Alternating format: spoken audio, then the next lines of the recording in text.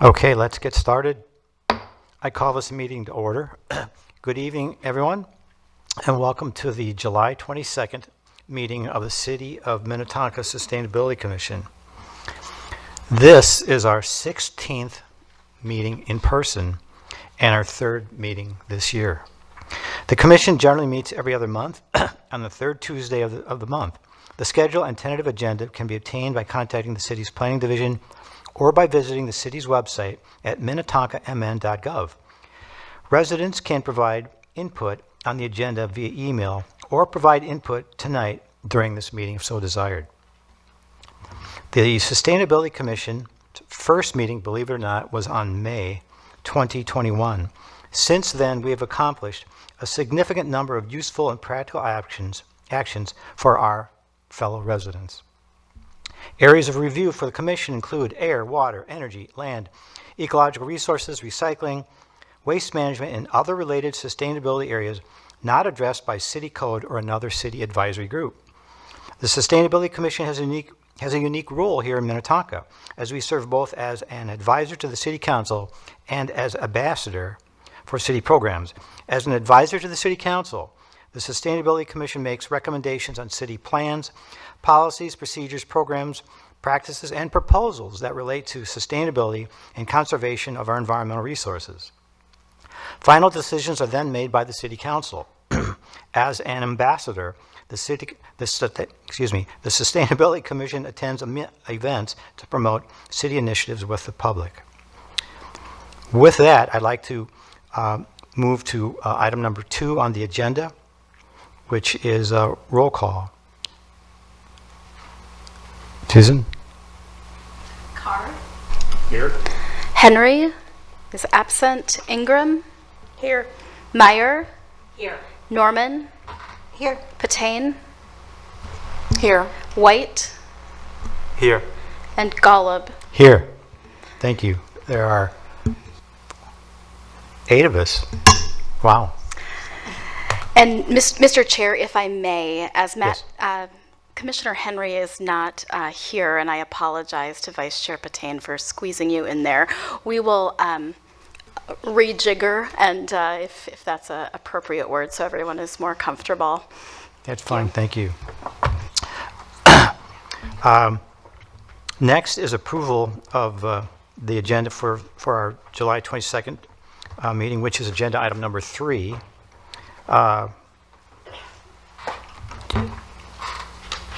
Ms. Sutherland, do you have any changes for tonight's agenda? Chair, no changes were received tonight. Very good.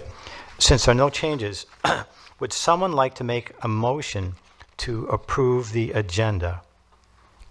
Is someone willing to make a motion to approve tonight's agenda? Is there a first? I move to approve the agenda for this evening. Thank you. Is there a second? I'll second. Very good. Staff, would you please poll the commission members? Carr?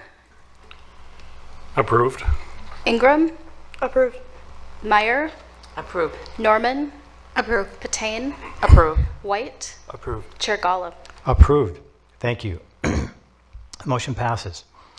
Next, we will move to item 4 on our agenda, approval of the March 18th, 2025 minutes.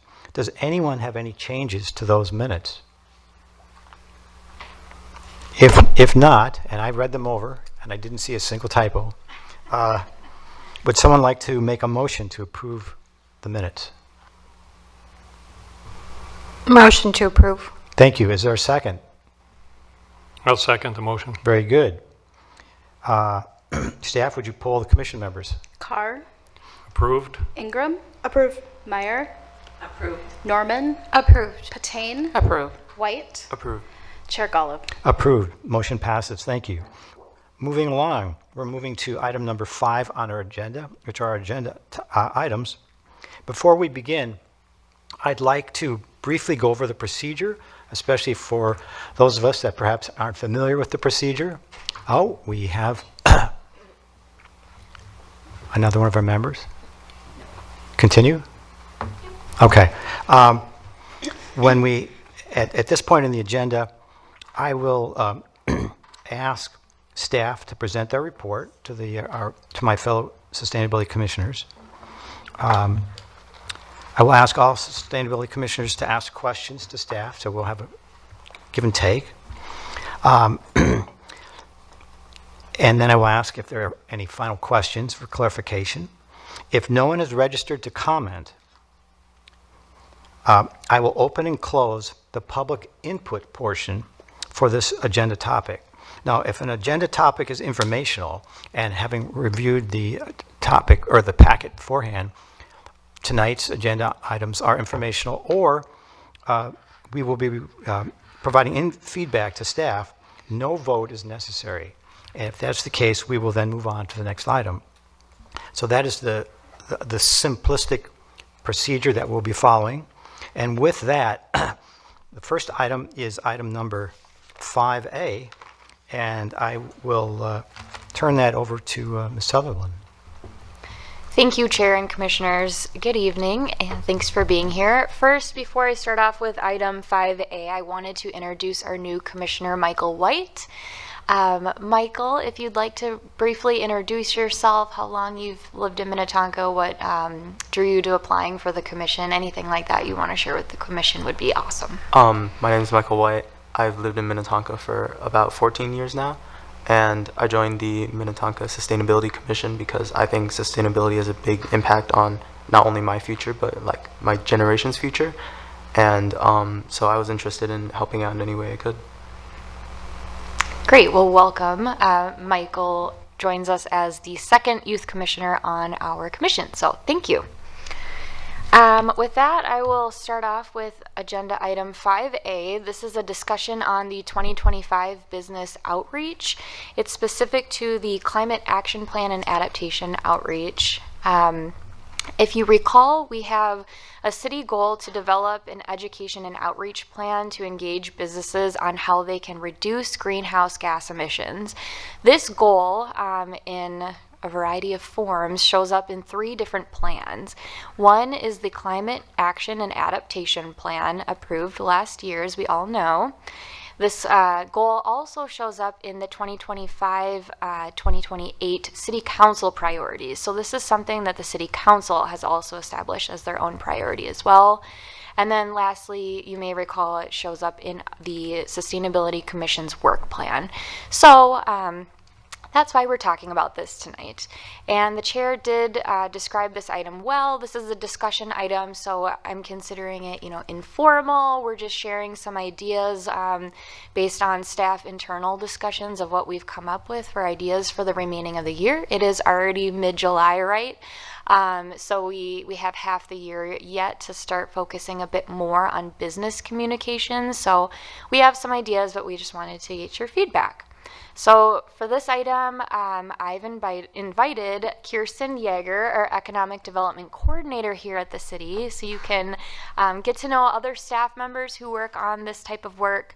She will review the general business outreach process that she uses to contact businesses in Minnetonka, not just sustainability focused, just within her division and her priorities. So she will give a presentation soon here, and then after that, once we kind of know how the city orients with businesses, then we'll talk about how does our sustainability outreach fit into that, and what we can do for the remaining of the year. So with that, I'm going to invite Kirsten to present.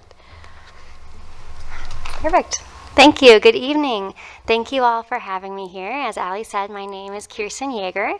I've been with the city for about a year now, and my career has been focused on community engagement. So happy that we can talk tonight about how exactly we engage with our businesses here and what that can look like on the topic of sustainability. One thing that I love about my role is I get to work with a lot of other departments. So perhaps public safety has a message that they want to be communicating with the business community, or perhaps sustainability has a message, so on and so forth. So it's great to be able to collaborate with other departments across the city to work with an important part of Minnetonka. So while I'm here with you today, I'm just going to give you a quick overview about what business looks like in Minnetonka, and then how we traditionally communicate with them, and then what we learned during a recent business survey that we conducted a couple months ago. So who are our businesses here in Minnetonka?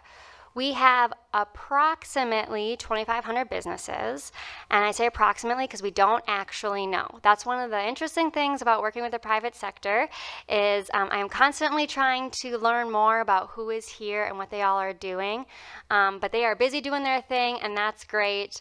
And so we have limited data about what the businesses are that are here. That being said, we do know that we have a really strong retail market. We did a commercial real estate market analysis earlier this year, and we have a very low vacancy rate for our retail space, and are expected to continue to thrive in that space, even as there may be some constraints or some tightening of budgets perhaps for people as things become more expensive.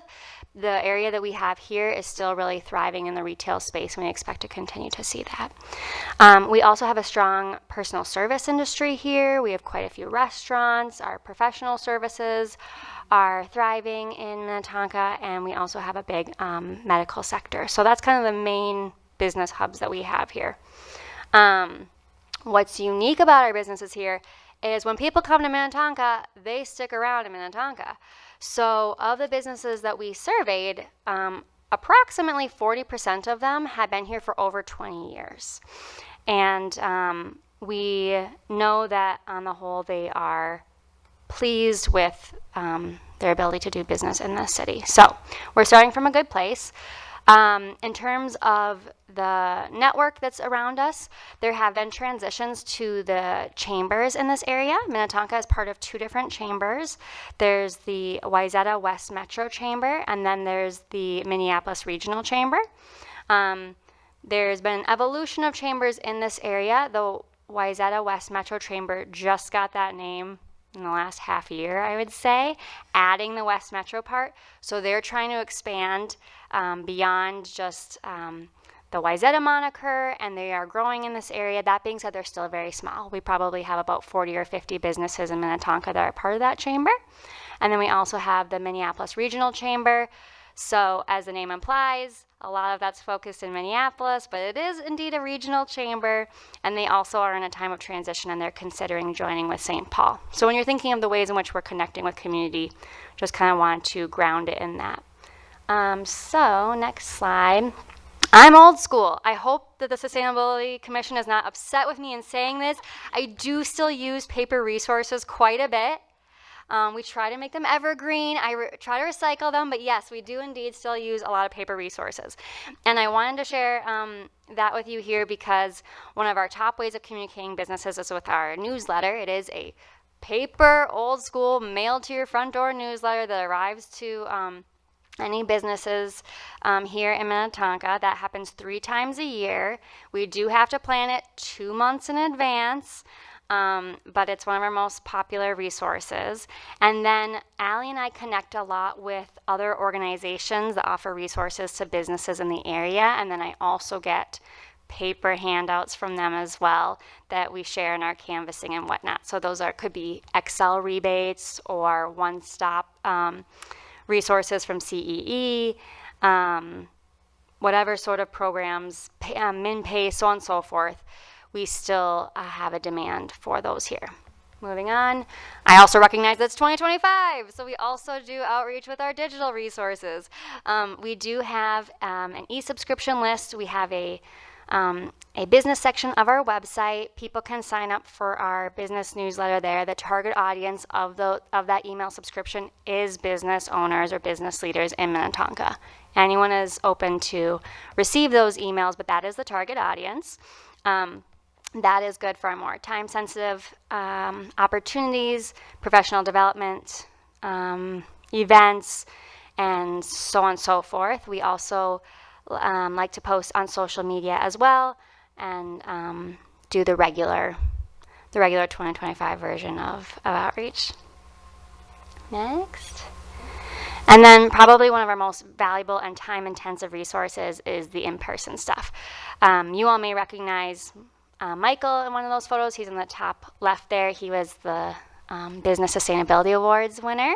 So that was a chance I got to stop by his shop and learn more about what he does. But through that, those one-on-one opportunities, doing just traditional canvassing, stopping by businesses, chatting, talking about resources, that can be a great way for us to build relationships in the community. We also build those relationships through a partnership we have with the Wayzata West Metro Chamber.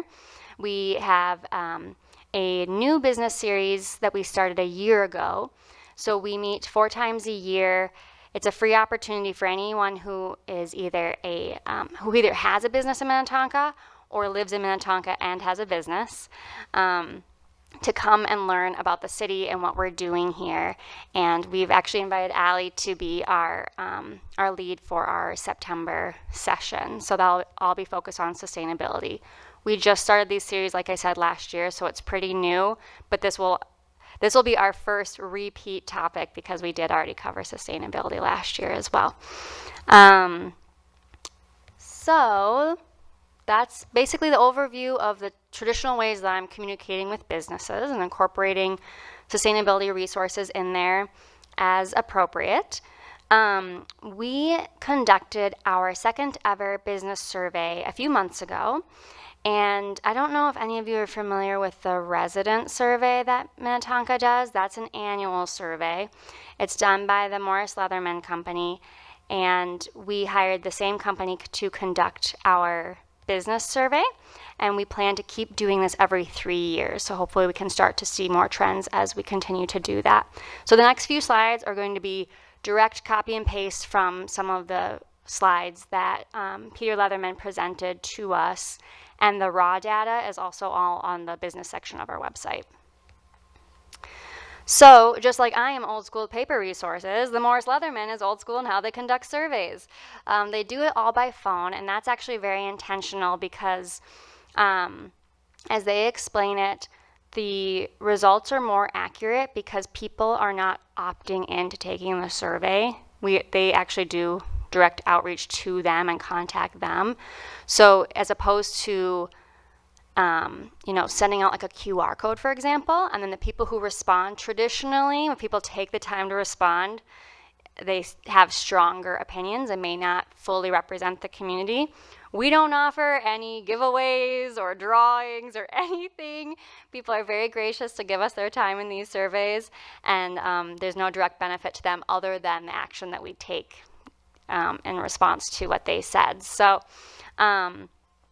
keep in mind the time frame of when the survey was done. We did it from mid-January to mid-February, so the world is changing quickly. But we did, well, I say we. The Morris Leatherman Company, on our behalf, called 400 businesses so that they could have a statistically significant sample size, and had a really good response rate. So we have a pretty engaged community here, and I feel confident that the information that they gave us is fairly representative of the community here, considering the fact that, of course, it's not a survey of everyone. So I'm not going to show you the whole survey, but I did want to just point out, we have much more demographic information in this. I specifically pulled out this slide from the Morris Leatherman Company because it shows how many of our businesses own or rent the space that they are in. So when we're talking later on about what sort of sustainability actions they're taking, keep that in mind that, of course, that may change depending on whether or not they're a property owner or not. I also wanted to just share that our businesses here are doing really well, and they are happy to be here. We were very pleased and also almost shocked by these results because they are just so high and substantially higher than what they typically see across the metro area for how people are feeling about the business climate in their community. So as you can see, we had 98% of people who said that it was either good or excellent and were feeling good about their opportunities here, even during a time of a lot of transition and uncertainty given the timing of the survey. So we're pleased with that. When we asked them if they had what they thought the most serious issue was facing their community, 26% of them actually said that there weren't any serious issues facing their businesses. And another 26% brought up larger economic concerns such as the cost of living, inflation, and cost of doing business. So, like I said, one of the reasons why we're old school, that Thrive newsletter, it turns out that's actually one of our most popular ways of receiving communications from, or that businesses prefer receiving communications from us. And if you think about it, that makes sense. The newsletter comes to your doorstep. You don't have to do a thing. It shows up. You can flip through it. The other resources listed here require a bit more buy-in. So to receive our email subscription list, you have to go to the website. You have to sign and give us your approval to send you things. The website, you're logging on, so on and so forth. So it makes sense in the general concepts of outreach that would be the most popular form of communicating. Okay, sorry about that. I'm going to take it over from here. So I was just thinking back. So within the first couple weeks of me starting, Kirsten reached out to me and said, hey, I'm doing this business survey. Are there any changes or additions you want me to include? In the past, I believe that they did a survey in 2020, so we were looking at those questions that were previously asked and seeing if we can update them. We did include one question that asked, so this was sustainability related. It was, what actions have you taken or plan to take? And there were different options that they could select. So the three different options that were greenhouse gas reduction related actions were taking a business energy audit, energy efficiency upgrades, or installing an EV charger. So if you look at the chart, we have 4 different colors here. So the green represents businesses who have undertaken the action. Yellow represents businesses who have plans to take that action. Gray represents businesses who have no plans, and black represents businesses that chose not to respond. And I will note in the previous slides, Kirsten's graphs showed a percentage. These are actually, I guess the amount of responses that were received. So anything in gray actually does, in this case, represent a specific response here. So a couple key takeaways. So we broke this out between tenant and owner responses. Luckily, the Morris Leatherman Company was able to do that because we know that that's going to greatly change the perspective of taking an action. And if you can, depending on if you own the actual building infrastructure or if you are a renter. So we thought that it'd be interesting to see these results not compiled but split out. So that's why you're seeing that here. Some key takeaways that I had, and also talking with Kirsten, we both had, was clearly the response is varying between the tenant and the owner. We also can recognize that owners seemed to take more actions than tenants. Energy audits were the predominant action taken, although the energy efficiency upgrades that were likely following those the building energy audits are not too far after, but predominantly the energy audits are the most common action, which does make sense because in the case of small and medium-sized businesses, those are traditionally free. So the other 2 actions require some sort of capital investment, so that's not too terribly surprising.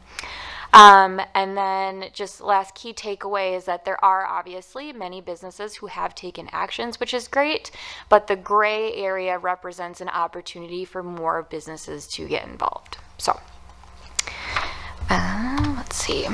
Okay, so keeping that in mind, Kirsten and I had come up with a business outreach, set of ideas or tasks that we can consider for the rest of the year. First, so these were included in your staff packet tonight. So you would have seen that we were going to review the Climate Action and Adaptation Plan, Energy Action Plan, Utility Program participation, so the incentive programs, and then also the business survey data. So we've reviewed that, and what I've suggested here is that we do two things. We target property owners who own either small or medium-sized businesses. And that's what we can focus on in 2025. It's not to say that we have to stay with that going forward, but I think based on the data, the property owners kind of represent this like low-hanging fruit. I think it's easier to reach them, that they're more likely ready to take action or able to take action than tenants. That's not to say that tenants would not benefit from some of the information we're sharing, but when we go to draft our communications, the ideal target audience for the rest of this year would be those property owners. Again, these are all suggestions, so I'm welcoming your feedback and comments as we go through this. Task 2 was to determine an outreach goal. And I thought about this, and traditionally my stance would be to focus on just one action takeaway. That's often you'll hear me probably say when we do outreach with residents. But in this case, I think there is actually benefit to including more than just one action request. And that's mostly because I think that businesses vary a lot more possibly than residents do in terms of where they're at with their progress, and then also just their business type. Their business type might just, not be fitting for one of these actions. So it just gives more flexibility and options there. So the 3 actions that we would be suggesting or educating and providing resources on would be, one would be that free energy audit and recommended upgrades. And I combine those because when you get the free energy audit, if you've ever had a home energy audit, at the very end of it, you sit down with a technical expert and they run through all the next steps. They run through all the rebates that are available and really do that hand holding. So I almost see those as like one and the same action that we can educate on. The second would be renewable energy. So this would be taking advantage of either the utility subscription programs that are available or considering installation of your own solar panels, for example. And then item 3 would be that installing an electric vehicle charger, which of course would be more relating, a property owner would relate to that a bit more. So that's why we would be focusing on that. And you can see that there's opportunity for growth in that area too. So just getting the word out more. And you can also see that there's actually quite a few businesses that have plans to install them. So they might need a little bit more support is what Kirsten and I thought.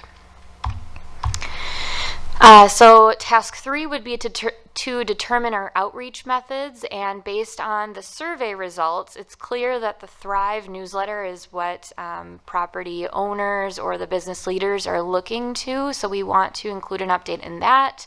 The email listserv that goes out that typically follows the same content, and then also doing some updates on our website. We talked about updating the Sustainable Minnetonka pages. There's definitely a lot of information for businesses, but since I've been here, I haven't sat down and worked with communications and Kirsten directly yet to kind of comb through and see what we can update. So we'd like to do a revision there. Also to add some content linking back from our permitting page, so our building permit page, back to the sustainable business information. So if you go on there and you're doing some sort of project, construction project like installing a new HVAC, or for example, or installing a solar panel, you're going to also get connected with those sustainability resources. Kirsten mentioned that she has invited me to attend the September Minnetonka Business Council meeting, and I'll make a plug for this later as well during the general updates, but it would be great if at least 2 of the sustainability commissioners could attend that meeting. So we're thinking likely 2 commissioners could attend, so if you're interested, consider that.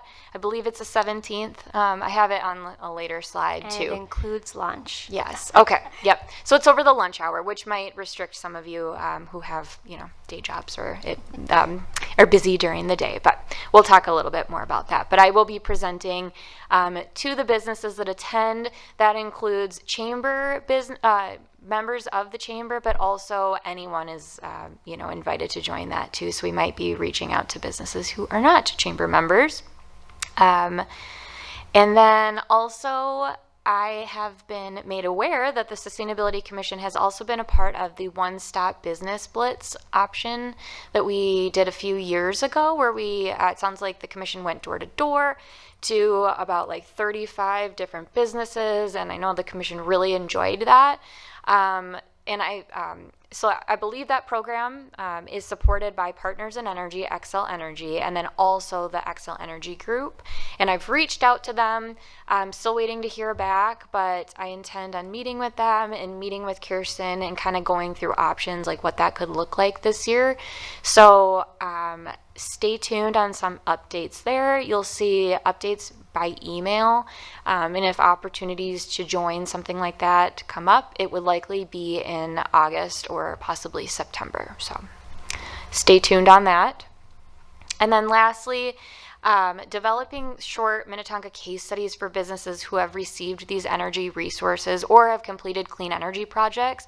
We've started doing this a bit with our Sustainable Minnetonka Business awardees and nominees, but we're thinking it would be great to even, include just a small sentence or two of some of these businesses, for example, that you went to during the Business Blitz outreach, and what did they do as, a response to that visit. Just highlighting some of those local businesses of all different types, types and sizes on our website, so that when we are doing this marketing, we can say, hey, go on our webpage to learn more, and almost like fostering a bit of competition, I was thinking, but also a little bit, learning experience too.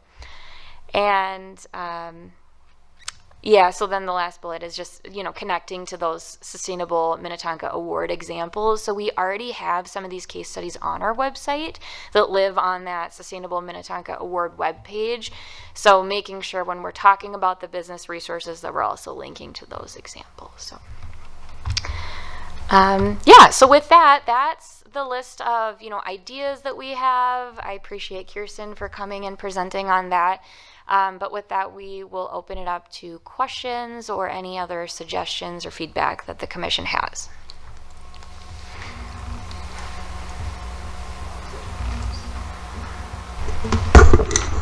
Commissioner Henry, go right ahead. Thanks, Chair. Thanks for the presentations, Kirsten and Ali, and apologize being late today, and thank you for squeezing a space in for me here too. It's fun sitting next to the chair. It's about as close as I'll ever get to the chairmanship, but that's okay. A few questions that I have based on what you presented, and some tactical questions at first for Kirsten. One of the questions I had was from an economic perspective. You said that businesses like to be in the city, and I agree. One of the places that I think stands for improvement is the old Dick's Sporting Goods and the area where the Bed and Bath & Beyond is, and there's a lot of open space over there. So I'm just curious, from your perspective, what have you heard from local businesses? We can't force businesses to go in there, but I'm sure your job, part of it, is to encourage people to come in. So if you can give us some good news on that area, we'd appreciate it. I would love to give you some good news in that area. I do not have any for you yet. It continues to remain vacant. Yeah, that's the tricky part of working with the private sector as a public entity. We are definitely in communication with the property owner, and they haven't had a business that fits their needs and have a partnership there. But we do occasionally meet with developers and interested business owners for that space, so it's definitely on our mind, and there is some interest there, but there aren't any concrete plans for that at this time. Part of my job is site selection for businesses, so we also hear of opportunities that come to us through greater MSP or through deed, and then when we learn about the requirements that certain businesses are looking for, then I scope through what vacancies we have and put forth proposals for available spaces that we have. So I would love to be submitting more for that site, but it hasn't happened yet. I sometimes see there's temporary businesses set up about signing up for races or other things, or I think sometimes PGA had something set up in there too. Is that something the city encourages, to have transient businesses come and go with that big space? As far as I'm aware, that has been primarily driven through the private sector. So it's happening naturally, basically. Okay. And I suppose the city doesn't really have much say in the matter. The landlord owner rents it out to people who can find benefit from it. Yeah, so as long as everything's being done legally, then that's theirs to use. Okay. You mentioned the Wayzata West Metro chapter. With Ridgedale, that's a big economic driver of the West Metro. With this new chamber that's coming together, do you know, are there other cities in the area, not just Minnetonka, that cooperate in trying to build more of a critical mass around Ridgedale? I'm assuming it's in a lot of West Metro towns' best interest to try to build up that area, not just Minnetonka's. That's a good question. It definitely is a regional shopping center, so it benefits the entire area. I think primarily we work together through the Wayzata West Metro Chamber. In general, having a robust business community in the West Metro in general benefits everyone. So in that sense, rising ship. But I can't think off the top of my head of any formal things that we have been doing with other municipalities on the topic, other than in the sense that within the economic development world, we have our own professional association and are constantly sharing opportunities and resources in a more informal way. Okay, thank you. You mentioned Thrive Minnetonka. I'm assuming from what you said, that's a purely business-oriented letter. It's not for individual homes. Yes, thank you. Good clarification. Yes, Thrive is specifically for business owners. It only is mailed to businesses. Anyone can read it online. It's archived there as well. It's basically the business equivalent to the Minnetonka memo if you receive that as a resident. And then conversely, Minnetonka memo is only for homeowners, individual citizens, and not businesses. Is that right? Correct, yes. Sometimes there may be the same story, but it could be written in a different way. For example, our sustainability awards, that's highlighted in both places. In our case, it's an opportunity for us to celebrate a business in the Thrive newsletter and also make other businesses aware that they could apply in the future. So it could be the same topic, but different angle. Okay, thank you. You mentioned the survey, that phone survey that Morris Leatherman presides over. And with 400 out of, you said about 2,500 businesses, that's about 1/6 of the total businesses. From my limited statistical knowledge, that seems like it's a significant number, statistically speaking, which is good. But this may be beyond the scope, but then this could be for Susan. But does that mean that in the survey that they give to everybody in Minnetonka, since we have a population of about 54,000, then they reach and they get feedback from about 9,000 people, which is a lot to get a survey response from. Commissioner, my least favorite subject in grad school was statistics, so I'm not going to pretend like this is my forte, which is exactly why we retain the Morris Leatherman Company. It's not a one-to-one correlation or ratio in that sense, though. Even with a larger population, the number that you would need to reach out to get a statistically significant sample remains smaller. So I don't recall, I don't assume you know the number of residents that we call? Yeah, Commissioner Henry, commissioners, I believe that the community-wide survey is about 800 folks that Okay. they try to reach. So more folks, but it's really based on the number that Morris Leatherman tells us we need to reach in order to achieve that statistical accuracy. Is that also given over the winter, January, February timeframe to the citizens? Yeah, typically that survey goes out in March, so yeah, similar timeframe. Okay, good. And I'm really impressed. So with 400 businesses reached out to, there's only a 5.5% non-response rate. So that means only 21 of those 400 that you call, everybody else happily does the survey, which takes approximately 17 minutes to fill out. Is that right? That's, yeah, why we're pretty pleased. That doesn't mean that they were called once and they immediately said yes. The way they handle these surveys is they call, and if someone is not available in that moment, they encourage them to schedule a time to have that survey done, which is why it took place over the course of a month, because they'll keep calling back and try to find a time that works best for them. But I think it also is telling of our community that businesses are willing to give very valuable time, and we're looking for leadership positions to be taking the survey. So, Well, it's telling in two ways. Number one, that the businesses feel worthwhile to respond to the city, but also number two, that the city is tenacious and reaches back out to the businesses. So for that, I applaud you. That's really good. I think it's second to last question, but you mentioned the business energy audit, where you're trying to focus on that, where we can give free energy audits. With the with this commission and the planning commission too, we talk about the home energy audits, where we get periodic updates about how many homeowners or how many apartment owners subscribe to that. And is that the same pool of funds for both business and for homeowners, or does the funding come from two separate places? Commissioner, I believe you're speaking about the Home Energy Squad free program that we've been running, correct? That's right. Okay. So, no. So the free Home Energy Squad visit that we have been providing, that was provided with help from the MPCA local climate action funding.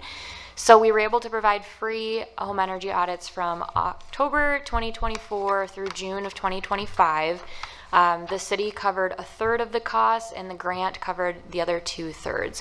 Prior to that, the city has always funded half the cost of Home Energy Squad visits for at least a few years. Based on being a newer employee, I'm not exactly sure how long that has been, but I know it's been for at least a couple of years here. That program is specific to Home Energy Squad visits. It's not for the business energy audits. Those are funded through One Stop Efficiency Shop, which is ultimately funded by the utilities, and they provide it for free to businesses. So the city actually doesn't need to use any city funding for those. Okay, thank you. Last I received something in the mail from Hennepin County about going together on a buy for solar panels for our home. And just wondering, is this something that the city works with the county in collaboration? And number two, to join on that one, you're trying to encourage businesses to install electric charging for cars stations in their buildings. Is this something where the city or county would consider sending out something equivalent on the electric car charging stations? Yes, thank you, Commissioner. I am so happy you brought that up. We're actually going to be talking about that exact mailer in the next item. So that was a solar group buy program that the county pretty quickly came together with a Switch Together program, which is a national campaign that's being ran. They did reach out to Minnetonka residents that fell within their climate action priority outreach areas. So that was specifically mailed to residents. Small businesses can take advantage of that. So we'll talk about that a bit in the next item. But within the short time frame that's been going on over the last couple weeks, I have connected with the county, and they are more than happy to have the city help with promotions. So stay tuned on that, but yes, businesses can take advantage. Small businesses can. Well, I'm really glad that the county sent this out, and I'm glad that you're considering partnering with them too. One thing that I didn't see in this mailer that I'd like to see is encouraging homeowners to subscribe to solar gardens, other ways that are less capital intensive, and it wasn't even listed as an option. So some suggestions, if you could reach out to the city, if we have follow-up communications, I'd like to see every citizen in Minnetonka know that they can subscribe to a solar garden and what the benefits thereof are. Thanks, that's all I have. Any other questions for Kirsten? Dan? Thank you for the presentation. I appreciate the info that we got from so many businesses, and I just wanted to follow up as far as a suggestion for outreach that was mentioned. I participated in the program previously, the One Stop Efficiency Shop, and it was an excellent outreach opportunity and appropriately named because I believe that we saw several dozen businesses and talked with the owners or the tenants sometimes in one day's time. And it was partnering the commissioner with an engineer for Center for Energy and Efficiency, and that their expertise was golden as far as connecting with the owners, identifying what could be helpful, whether it was a free thermostat or refrigeration rebates or HVAC repairs, replacements that they had done in the past year, knowing that they could apply for rebates this year. So it was very helpful. And I would like to consider that strongly going forward. I also would like to see, as a means of education for business owners, going over our climate action adaptation plan, the one-page summary for businesses. And if some other communities like Edina will provide recognition on the website for businesses that have looked at their action plan and taken some action in a positive way. So it may not be as extensive as the awards program, but it's at least a partial step forward. And I think we could talk with neighboring communities to simplify that program. Thank you. Thank you, Commissioner. Any other questions or comments? Yes, Commissioner.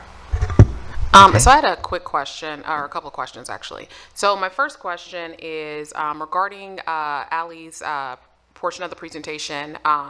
One of the comments that you had made was regarding how we're going to approach some of the businesses, and just that some of the property owners seem like the lowest hanging fruit based on the data, which I definitely understand. How does that look practically regarding our approach? Does that mean that we will not be reaching out to tenants? Does that mean that the property owners will be at the top of the list? Can you speak a little bit more to that? Yes, I can start, and then Kirsten might have a couple words. So my understanding is that we don't have a detailed list that says, here are our property owners, here are our tenants. And for that reason, we're going to be using all of these same avenues that we would reach, we would use to reach both tenants and property owners. But my goal is that we try to focus the written communications to be speaking more to the property owner. That doesn't necessarily mean we exclude the tenant, but also thinking about the one-stop shop efficiency business blitz. If there's maybe a way that we can say, can we identify 30 business owners to reach out to and make sure that we're using our time a bit more wisely to reach out to those? Just using our time more effective is, I guess, what I'm trying to get to. And it's not that we're never going to reach out to the tenants, but it's like, if we're this is kind of maybe the start of the implementation of the climate action plan since it's been approved. We need to prioritize, outreach in some way, and so for that reason, that's why I'm saying let's start with trying to make contact with those property owners. Actually, one other piece that came out of this is that I was talking to Kirsten and thinking maybe we can try to start making that list of property owners. I don't know what that looks like, and I don't know if it's feasible or if people move on too soon, but maybe that's something that can come out of this, a joint effort. So. Thank you. No, I think that is helpful in understanding. I just wanted to make sure that we were not being exclusionary necessarily in our approach, because I think it is important. Although you can obviously see in the data the difference in the numbers, there was to me a lot of tenants that were willing to take a lot of the steps, especially with some of the things that, like you said, didn't require a lot of capital. So I just wanted to make sure that we were being mindful of still making sure that opportunities were offered to everyone. But it sounds like you, of course, were thoughtful about that. So I appreciate that. Additionally, I was, of course, very excited to hear that you said it was, I think, the second time that you were repeating something in the series, and that it was sustainability. Yay, we love that. That's a beautiful thing. And then, of course, you are ahead of me and Allie in wanting to bring the sustainability commissioners. We love to show up. So, of course, pending my my schedule, count me in. We love to come and support the businesses and, of course, tell them everything we love about how they can make their businesses more green. So we love that. I had another question. This one was a little bit more random. It was more so about the slide that you showed. I think it was a seminar that maybe you all hosted for the businesses. It was about AI for your business. Did that go well? Can you speak to that a little bit, or do you know? We talked a little bit about AI on Sustainability Commission. I think it was a few meetings ago, and just what that looks like in the sustainability space. So I'm just curious, for the business owners, did that seminar go well? Yes, thanks for asking. That was literally just a screenshot of the most recent e-blast that we had sent out. It wasn't hosted by the city, so I like to think of myself as like a resource matchmaker of sorts. So part of what I do is I subscribe to every single resource that I can think of and attend every sort of meeting that I know and network with to learn about what opportunities of what things others are hosting. So it wasn't hosted by the city, but I was hoping that would be timely for our business owners. So hopefully. Even still, love that, appreciate that. AI is something that is, of course, I think it's an incredible resource. We talked about it in a different sense and just kind of the impact that it has on, of course, the environment, because I think a lot of people are not considerate of that. However, it is an incredible resource, so I love to hear that you are making sure that the city is making sure that they offer resources to our business owners, which is probably why they love us so much. So thank you for the work that you are doing. Thank you, Commissioner. Commissioner Dave, go ahead. Thank you. Again, thanks for the great presentation and information. I love data. So it speaks to me pretty well. Following on what both Ashley and Allie mentioned, and in our role as ambassador, what things do you have, and no answer necessary tonight, but maybe sometime in the future, think about what can we do personally as we've kind of all stepped forward as ambassadors to support you and take it forward and connect. You have a list, Allie. She has the plan, and we have the energy. Yep. And maybe some time to help. Just let us know what we can do to step up. Yeah, I'll just quick response. So I did tell Kirsten about this, and as she mentioned, she's new at the city as well. She's been here for a year, and so she's getting to know what the commission does. I would say our commission is pretty unique in the sense that you are policy advisors, but you're also ambassadors, and you like to do the volunteering, and you're out in the public. And so I've explained that to Kirsten, and the two options that we came up with for at least the next couple months is to have two commissioners attend that Minnetonka Business Council meeting, just to be a representative. It's only, about 30 people, so we don't want to have everyone there taking up the whole room, but we want to at least have a presence, and it would give an opportunity for you all to connect and network with local businesses. And ideally, whenever you attend something like that, I hope that there's going to be more networking opportunities for you in the future. But what's really great is if you can maybe write down your experience so that the next time we come and meet, that you can share that with the rest of the group. So it's like a learning opportunity that you're just sharing with others. And since we only meet every couple months, I would encourage you to take note of all those thoughts that you had while it's fresh, and then next time we meet, make sure to share that. So that was one opportunity we came up with, and then the other would be this business splits. We're still working out the details as to what that would look like, but that would be an amazing opportunity to kind of be a part of, go on site, and just see what's happening and maybe give some feedback, that sort of thing. So stay tuned. This is just the start of this conversation with Business Outreach. We appreciate your interest, and I'm sure Kirsten does too, and we'll continue to discuss that. If you have any ideas too, please always share them. Well, thank you. That's a great answer. Many of us work in the business world connecting with architects, engineers, and business owners. I'm wondering if we could, take a look at the list together sometime in a little, huddle of some kind to see if there's any crossover or matchup people we're already working with, and might make the job easier.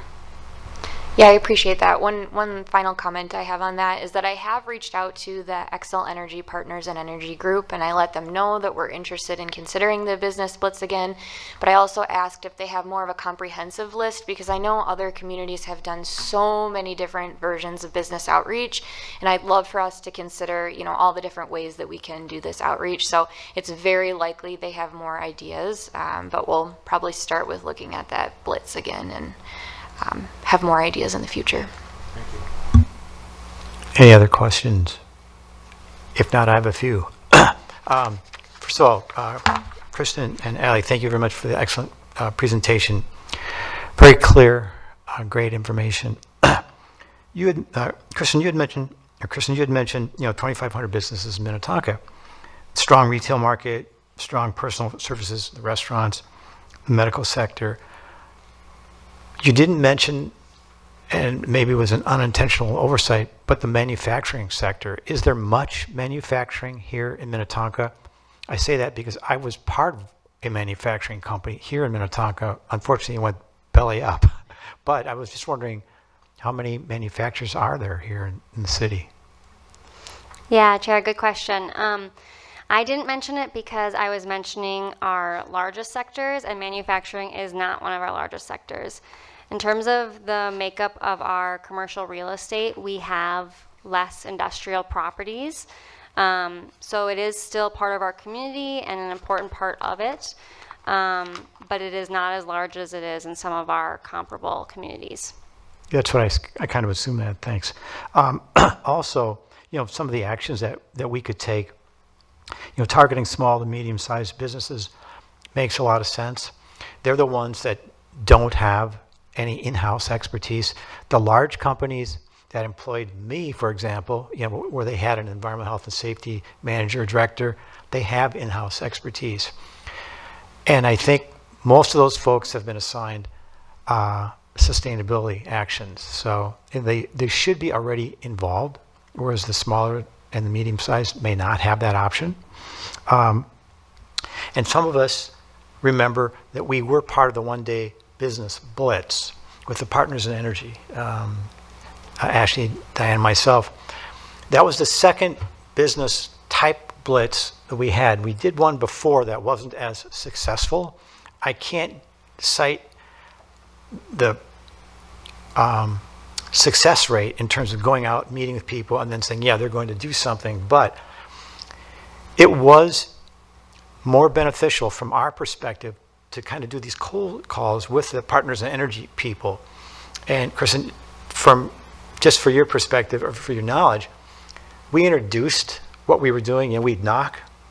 I introduced myself as the chair of the Sustainability Commission, about a volunteer with these folks, and they can immediately start counting their the lights and the fixtures. And you know, they're the ones with the expertise. Then we would kind of step back and let them take over. And many times it was really good. And people were very receptive because they said, hey, we're here to provide free consulting expertise, save you some money, minimize emissions into the atmosphere. Everybody's going to win. I remember the last business that I was with, the business, let us just say they were not interested in saving money or minimizing emissions into the atmosphere. They just didn't care. You're always going to have people like that. But overall, it was a very positive, you know, everyone's nodding yes, it was a very positive experience. And if you could somehow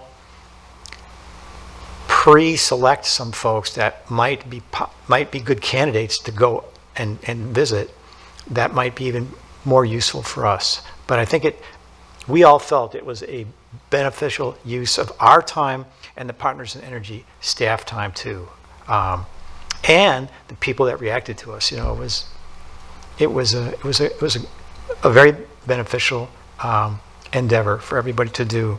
So I'm very in favor of that. As far as the September Minnetonka Business Council, if I'm available on the 17th of September, I have to check my calendar. I would also be interested in participating too. So thanks very much. And I think, with the Partners Energy staff support, we could somewhat replicate what we did, which was really beneficial. And I think the business people were happy to have folks from the Partners Energy program leading the discussion as opposed to staff or volunteers from the city. I think they were more conducive to doing something. So I think it was beneficial, and I think it's a good use of our collective time. Thank you. Chair, just one comment on that. I forgot to mention, you hit on half of that point that I meant to make earlier. So the two reasons for focusing on small to medium-sized businesses is, one, like you said, they tend to not have in-house support on energy related operations. The other is that they don't typically have a utility account manager. So like Xcel Energy or CenterPoint Energy does not designate an account manager like the city or like a larger business would. So those account managers act kind of almost like Kirsten, where they're connecting them directly with very pertinent information and resources. The small to medium businesses don't have someone doing that. So we're filling that gap, and that's what the Energy Action Plan and the Climate Action Plan explicitly state. So I just wanted to clarify that. So thanks for bringing up that point. Thank you, Ally. Any other questions for Krista or for Ally? If not, we'll move to item 5B. Ally? Great, thank you.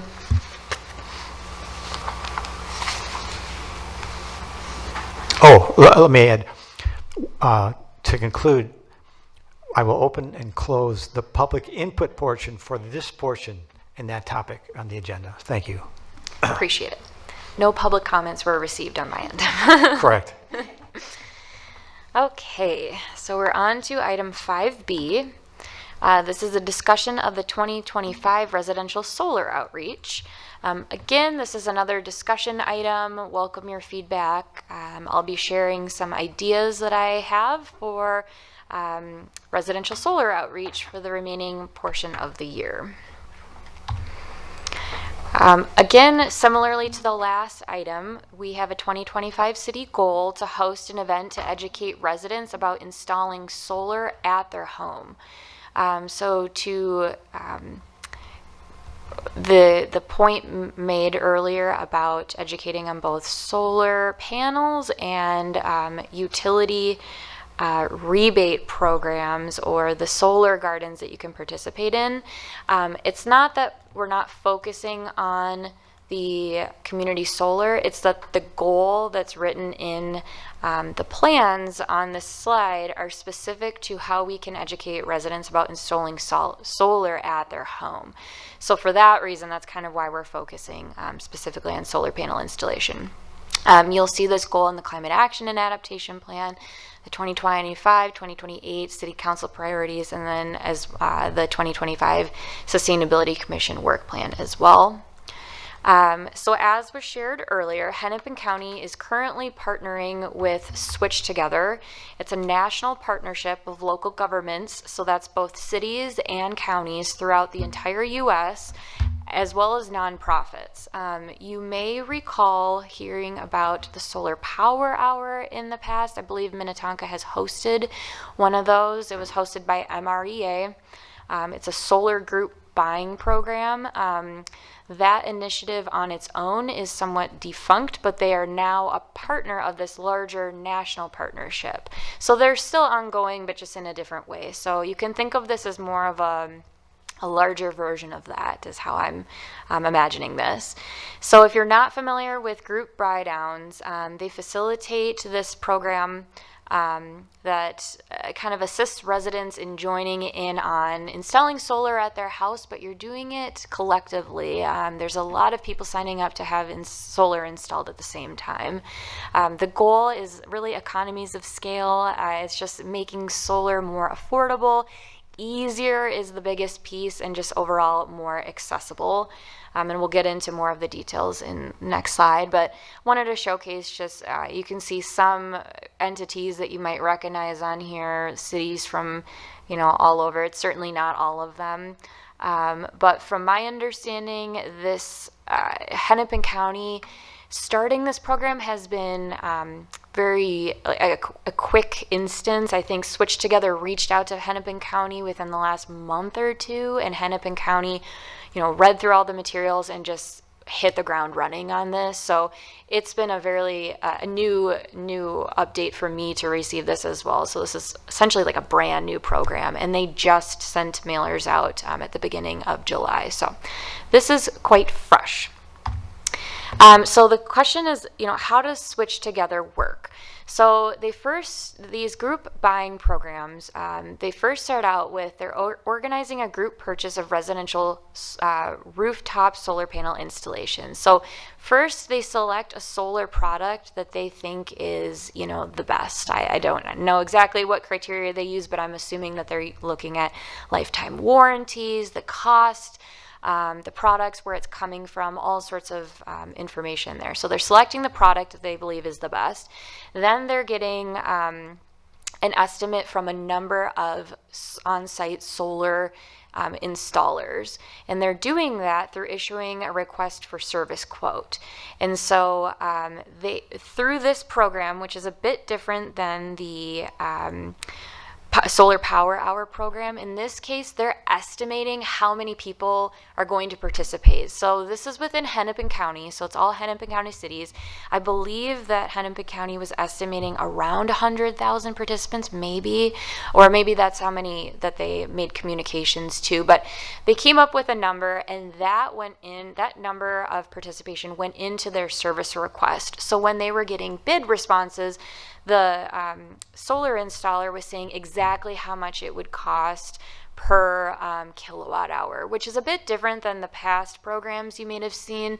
In the past, they were trying to kind of encourage people, like, the more people that participate, your solar is going to be cheaper and cheaper. But people felt a little uneasy not having a specific price. So in this case, when you go to sign up, you know exactly how much you're going to be paying. But overall, this larger request for service quote just spurs this competitive bidding process between the local solar installers, and ultimately they're trying just to lower the individual cost to install the solar panel. So if you go onto the website, you'll find this type of information. So they're saying that the bids in general save just over $5,000 per installation. So if you were to go out and get your own bids, likely through this group buy program, you would be saving around $5,000 for your installation. And again, that's just that economies of scales through that competitive bidding process that they were able to lock in this reduced rate. You can also further reduce your rate by going through the utility incentives, which is the Xcel Energy programs, where they're going to be paying you back for kilowatt hours that you're putting onto the grid and not using yourself.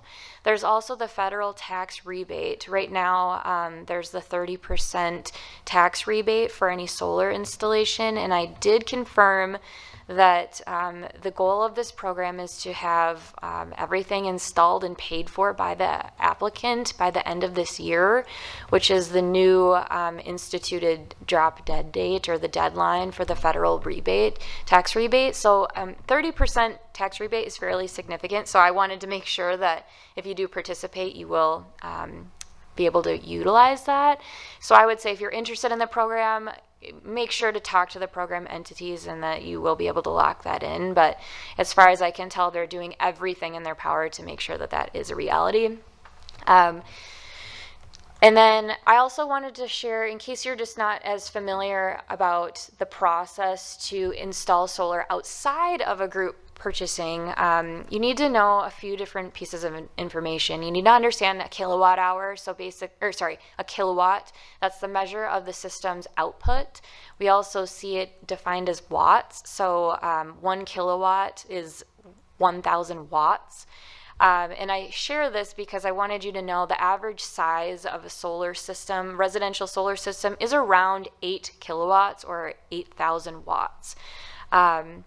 The average cost is typically defined in the cost per watt, and so that's around $2.50 to around $5. So if you're a resident and you want to do this, you kind of have to understand all of this background knowledge and be able to speak in in this sort of language, if you will, when you're going out to the bidding process. So it can be very confusing, and you have to take the time to understand it. So going through the group buy program, you kind of just don't have to understand all of that, or don't have to take the time to fully grasp a lot of that. But just so you're aware, outside of the program, if you install the average 8 kilowatt size installation, you're going to be expecting to pay around $20,000 to $40,000, and that's before any of the utility rebates. But that's the standard cost. So if you want to think about that, going through this group buy program, you're going to be saving on average around that $5,000 mark from what you otherwise would be paying. But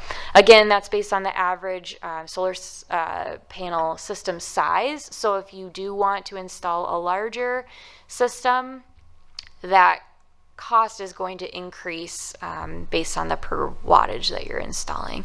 And I will say, I looked at our previous solar permits that were pulled, and we had anywhere between a 4 kilowatt hour installation installed on our residential properties up to over 25 kilowatts. So it just really depends on the homeowner, but I would say on average 8 seems to be the most common.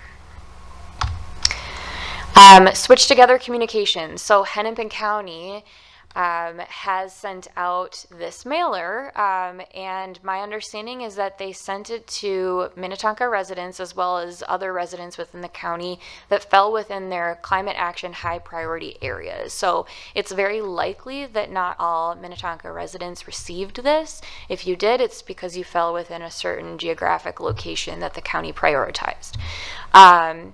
Webinars, there will be 2 webinars hosted. The city was going to help promote this webinar too. The Switch Together Partner Solar United Neighbors Group will be hosting this on August 5th of this year at 7 p.m. I have the URL link there. It's quite long, so I also included a QR code in case you're listening and want to take a screenshot of that. So this mailer goes through it. It's just a 1-page mailer. There was no second side. It just hits on all of the high points that I just described, the program benefits, how do you register. I had a couple residents reach out to me asking about this, and I had learned that when you go through the program, you sign up, and to lock in your bid or estimate, you must pay a $150 reimbursable fee. So I don't know if they say it on here. I can't quite remember the language. I think they say reimbursable, but essentially what that means is if you don't go forward, you will get that money back. It's just to, when people submit the bid, they want to know that people are actually going to move forward. So that's the reason for that. In terms of how the city of Minnetonka is going to help communicate this, so I was very happy to hear that the county was more than happy to have Minnetonka assist with communications. There's no limit to how many people can participate, which is really great to hear. So for that reason, we have included it in our draft memo that's already probably at the printers right now, that will be going to all Minnetonka households in early August if it hasn't already been mailed out. We're doing kind of an update on the city-owned solar panels, and then we're doing a tidbit on how you can participate at your own home. We share the Switch Together website. We make it clear it's a Hennepin County program, but that we also were able to advertise for that webinar. So if you have questions, I would encourage anyone from the Sustainability Commission to listen in. I think it'll be very informative for you all. I can imagine this is not the last group buy program we'll be seeing, but yes, so that will be in the Minnetonka memo. It'll also go on our social media email list or website. We'll be promoting it, which is actually the website that's included in the Minnetonka memo. So it'll also draw some attention to our sustainability page. And another actually outreach opportunity for the Sustainability Commission is the August Farmers Market. I was thinking we could tailor that table to helping to promote this. So Dave, Commissioner Carr is already signed up to help, but we're always happy to have more than one commissioner attend. So if you're available on that August date, I'll share that date in the general updates later today or at this meeting. But if you're interested and want to help promote this program, you can join that August Farmers Market. And then just in case you're interested and want to know the process for signing up, I went through it myself just to see what the steps were and wanted to share that here. So you go to switchtogether.com/Hennepin County. You will find this homepage. At the bottom left corner, there's a register today. You click that green link. And actually, really quick here, I will make a mention about the business participation. So I have confirmed that small businesses can participate in this. It's not necessarily being promoted by Hennepin County to businesses, but they can participate. And there are some caveats to it. Under the FAQs, I believe they have to be under a certain size of installation, but if you meet all their eligibility criteria, you can participate. But if you see on the front homepage, it really is targeted to just residents. So so step 2 is to, after you hit the register here, you enter in your home address and it'll determine your roof suitability for rooftop solar. So it takes into account various degrees of information, the slope of your roof, the angle of your roof, whether you're facing south or east or west.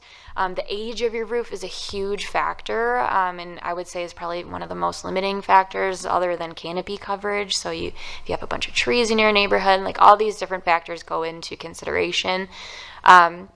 I believe that they're likely using some sort of GIS tool to associate your address to this result, but I plugged in my address and they said, congratulations, your home is likely suitable for solar. So they go on to discuss a little bit more about the program, talking about the recommendation you will receive. Some other questions that they asked, so the next step was to provide your contact, who your utility is, and then if you have income qualified details. So if you are income qualified, you likely can qualify for much more significant discounts. I was talking to the program sponsor or coordinator on the phone, and he said in some cases you could get this installation for like $1,000 depending on if you qualify for certain income qualifications. So they're really, I think that the county's focus is to connect with folks that would be eligible for these. So that's one of the primary focuses, but it's pretty incredible how much assistance you can receive. So if you fit with one of these criteria, I highly encourage you to continue looking into this program. And then step 4 is to review the personal quote.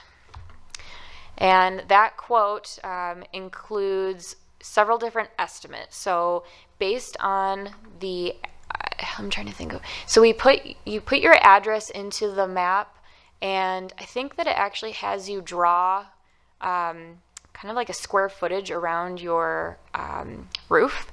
So you estimate that, and through the address and the estimate of the square footage, it's estimating how many solar panels will actually go onto your roof.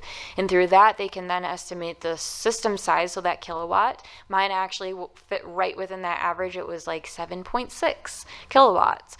It'll estimate your annual production based on how many solar panels you're likely to install.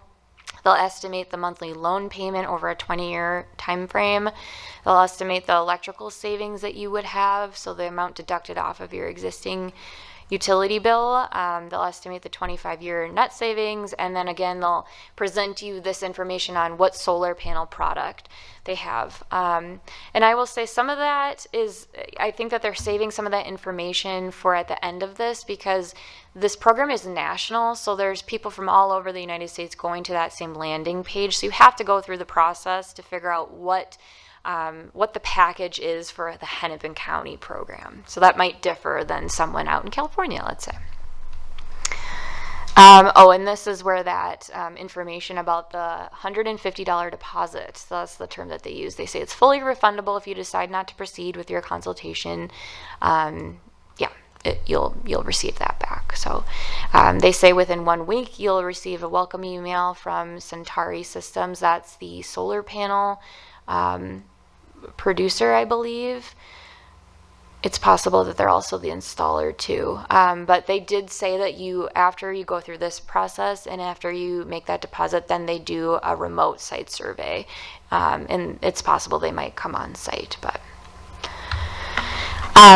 One last piece of information is that I've confirmed you must sign up by September 10th, so it's a short time frame, but it allows for us to at least kind of work with them to promote their webinar. I believe there is another webinar on September 10th, but given it's the last date to sign up, my focus is to promote that's August 4th, or sorry, 5th date. I have encourage them to consider hosting more webinars, so stay tuned on that. We'll see if they do or not.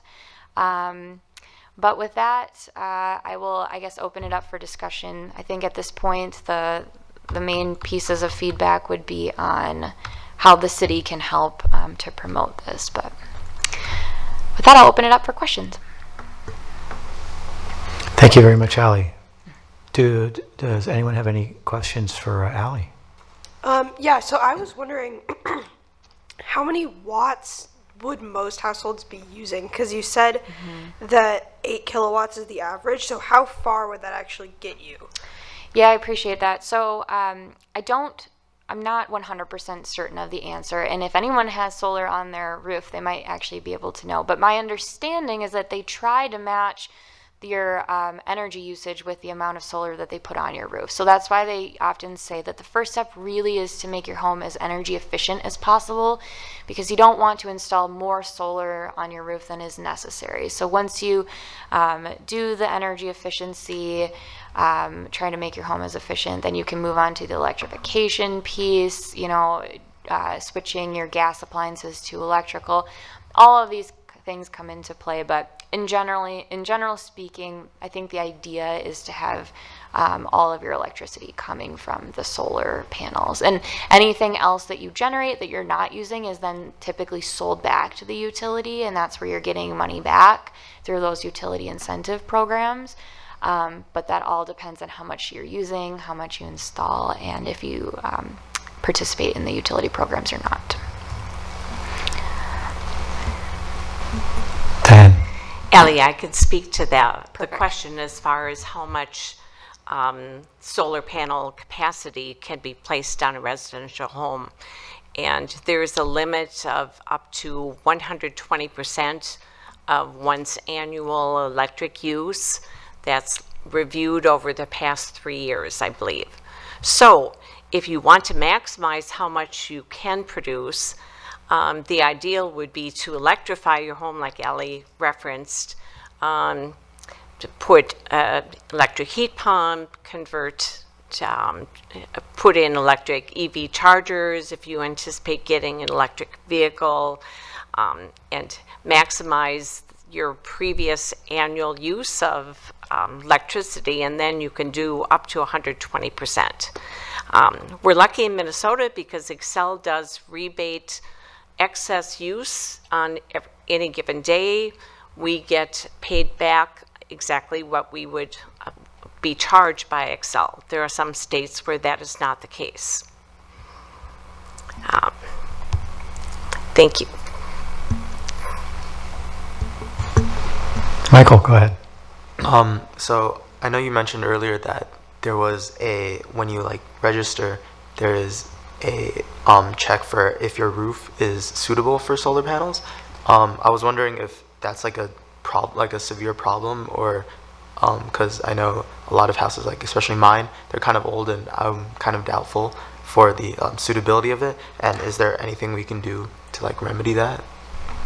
Great question. I think it depends on what factor is limiting you. So if your roof is older, I mean, the ideal scenario is that the roof be replaced. That might not be an option. So that's where you think, okay, maybe installing solar on our house isn't the right option for us, and you can look into other solar opportunities.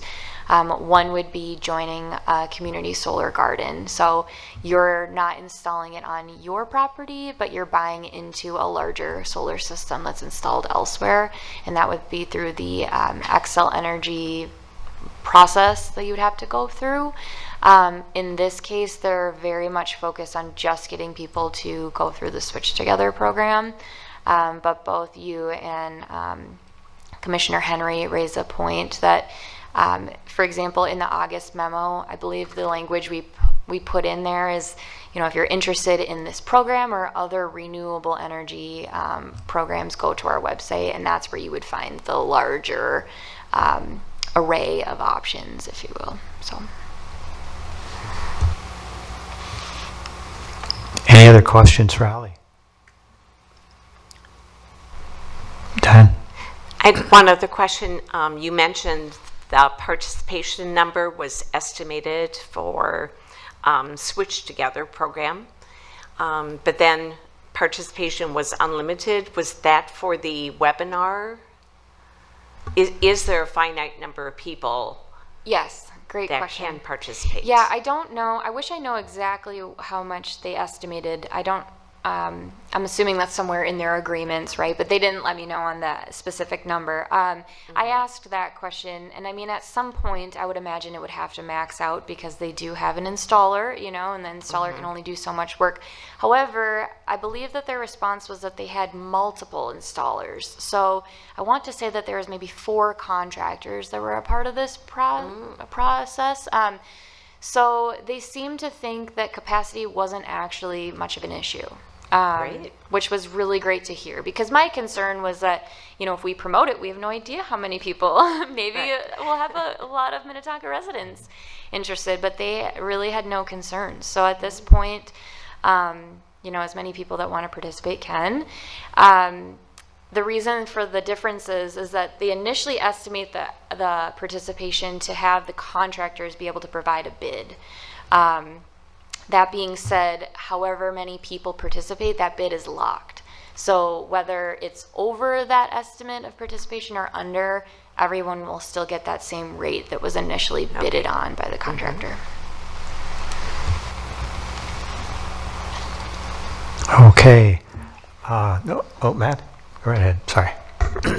Thank you. Can you talk about the bid process? You alluded to it right there, but it's about the power of group buying. And are you saying that once people buy into the program, then that's when the county decides to buy solar panels en masse from one supplier?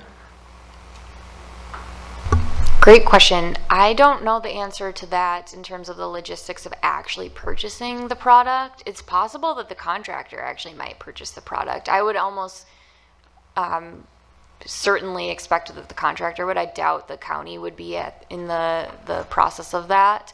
Yeah, does that answer the question? Partially. Sorry, And yeah, a can you follow-up repeat it question. again?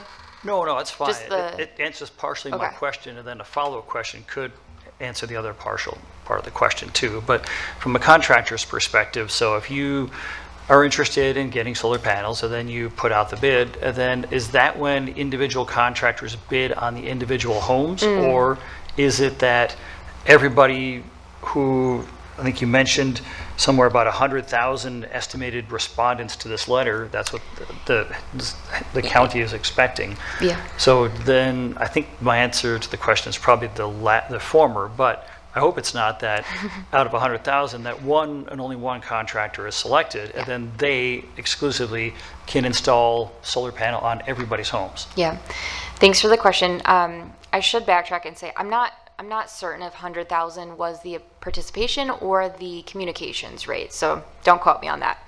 However, what my understanding is that when the contractor presented a bid, they likely probably included this average cost per watt, for example. So it's already, the cost of the solar installation is already estimated. And so it won't vary from, I guess, household to household, other than the size of the actual installation. So everyone will be getting the same cost per wattage, and that's what the contractor initially bid on, if that makes sense. So there's really no varying degree between quotes. It's just whatever solar installation size you want is what's going to vary your cost. And when Diane was asking some questions, it sounds like there's no concerns about capacity. So I'm assuming the answer to the question is the former, where we have a lot of contractors and then they can bid on individual projects. And then if you want to go forward with the solar, it's not just that everybody has to contract with the same contractor. That would be a log jam. No, it sounds like you're saying, so the county has already locked in the bids and the contractors. So there's, I believe they said 4 contractors, and they've already said we will do all of this work for this price.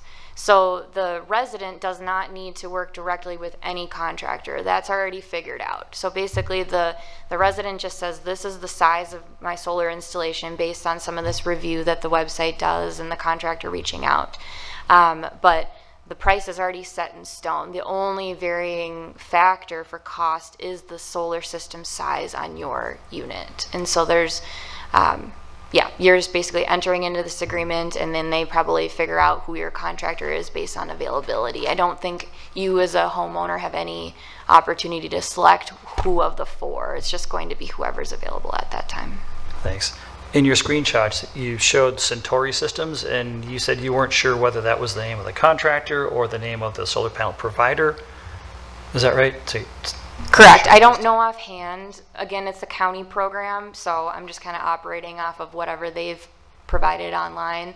Okay. You could certainly go online and look it up, and then if you do go through the program, you would find more information there. Okay, so it could be that a few of my follow-up questions are not applicable to the city. I can reach out to the Likely, county. yes. We do not claim to be, the product owners or, the full, I guess, bucket of information here, if you will. If you have specific questions, I would just recommend going to the website. They have a whole customer service desk available. They have Q&A information. All of the technical aspects will be answered on their website. Okay, thanks. And if I may, I would just add on to that as Allie and I, we meet weekly to discuss the Sustainability Commission, to discuss the work plan, and one of our goals, as she said, in the work plan, in our strategic priority is this solar type education. And when we saw this opportunity with the county, we thought it was a good opportunity for us to make use of what the county is already doing, rather than taking the city's time to recreate the wheel, so to speak. And so that's why we thought it would be a good idea just to amplify what the county is doing, and why we don't have a lot of specific answers, Commissioner Henry, to how the county came up with this program. Yeah, thanks, Susan. Then I won't ask any more questions that are specific to the program itself, but I'll relegate the questions just that are applicable to the city. Do you know how many Minnetonka properties have solar currently? That's my question. That was one. Yeah. Sorry, Chair. Oh, yeah. Sorry, what was that? No, that was one of my questions for you. Go ahead. Yeah, it's a great question. So we do report that in the, what is it, strategic? We do know how many have been added. So for about the last 10 years, we've been tracking building permits, electrical permits for solar installations on houses and commercial properties. And so we can go back that far and tell you we have this many. I can't do it right now off the top of my head, but that's certainly something we can bring back to the commission. Anybody that installed prior to probably 2015, we haven't been tracking that. So, sorry. So in response to that, so I have been reporting that on the city council's strategic priorities. Is that what it's called? So it's actually there is a dashboard, data dashboard on our website, and I believe we're around 700. But again, I don't have that specific data, but you could actually go on that dashboard and it will show it on there, but we're tracking that. Because whenever there's a strategic priority, and I'm looking at Susan because I keep getting confused between the terminology there, but they do a performance metric, and the way to measure how we're doing on the goal is to then measure, some sort of quantifiable piece of data, and that is how many installations are in the city. So ideally, we're quantifying that by the building permit information, and I actually think that it went back to 2008, I want to say. So sure, yeah, you absolutely could. So stay tuned on that, but I can certainly share that on a later time, but we are reporting on it. Thanks, Sally. Is that dashboard on Sustainable Minnetonka? It's on the city's homepage, so Susan will pull it up so you can watch how she navigates to it. Okay, that's good. You mentioned that not everybody in the city received a letter like this, and the county somehow they prioritized sites. Do you know the criteria of that? Was that maximizing sun exposure, or were there other criteria that were involved in the selection process? So when I asked the county who received it, they said that they selected climate areas of high priority. So, and then they also said that it sounded like households that would be income qualified were also of priority. So I imagine they ran some sort of GIS analysis to determine the locations. Other than that, I don't know for certain. So you would have to direct that question to the county. Income qualified meaning that they have enough income to pay for it, or income qualified just the opposite? Sorry, the opposite. So they'd be income qualified for assistance programs. Okay. Back to the first point about climate priorities. I think we all could benefit from a cooler climate, and I'd like to see this mailer being sent out to every person in the city. That's my personal preference, but I'd like to see specifically what their criteria is and why they chose not to send it to some people. Yeah, so thank you, Commissioner. So that's kind of, I guess, one of the reasons that we stepped in to say, we can help promote this, and that's why it went into the Minnetonka mailer that does go to all Minnetonka residential households. So now all Minnetonka households will be informed, and I was happy to hear that the county was okay with that. Again, going back to capacity of their installers, I imagine that's why they did not contact every household within Hennepin County, because that would be several thousand, I can only imagine. So all Minnetonka households at this point will be notified come August. Well, thank you for picking up the baton and running with it. I think it's important that all citizens have access to this. This is probably another question for the county, so stop me if it is, but do you know why they restrict access for some small businesses? It seems like it's beneficial to everything. I'd like to encourage every business to apply for this. I don't have the answer off the top of my head, but I did read about it on the FAQ. So you would have to go onto the FAQ to learn a bit more. I know that there were some but there was some eligibility requirements, and I have to imagine it deals with the contracts that they made and the capacity of the installers here. So yeah, that makes sense. Do you know the average ROI for some of the 700 solar installations in Minnetonka? No, we do not calculate that. Is there any anecdotal evidence where homeowners have come back to the city to say, hey, this is great, I'm glad I invested in this and I paid my investment back in this much time? I'm thinking if we as ambassadors go and promote this program, that's one of the first questions people are going to ask us. So if we can show a dollar value on that one, it's going to be really beneficial.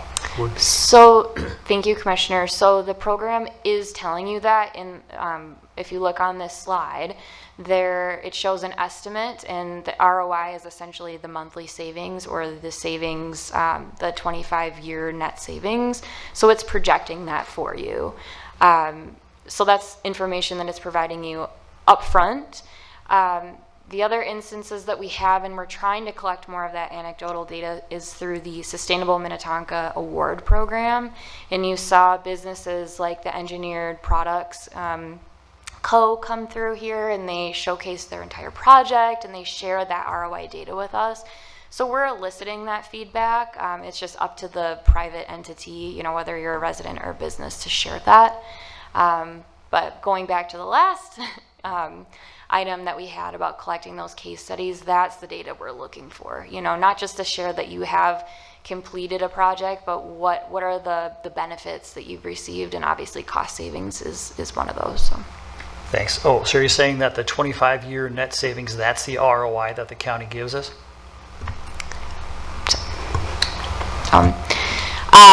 That would be the savings that you're going to see within a 25-year period that the program is estimating for you.